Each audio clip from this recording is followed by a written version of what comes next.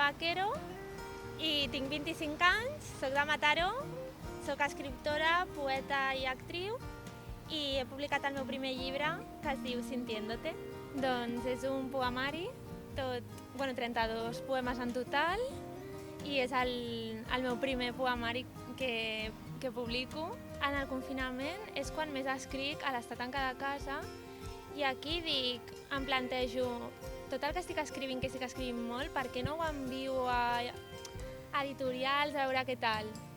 I llavors, pel maig o així, que ja arribàvem a la fase 1, vaig començar a enviar els meus poemes a editorials i em van contestar el dia següent que em publicava l'editorial Poesia Eres Tu, que estic molt agraïda, i em van publicar i al juny, o sigui, molt ràpid tot, es va publicar el meu llibre.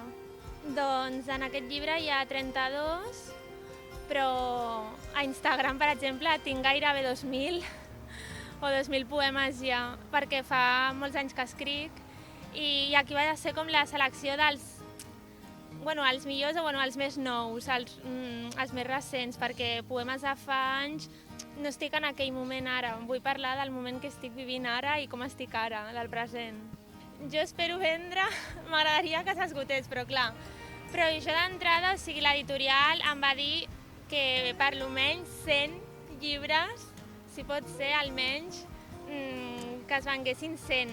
Arribar a 1.000 llibres ja seria... Ja estic escrivint el segon perquè és que m'he motivat a...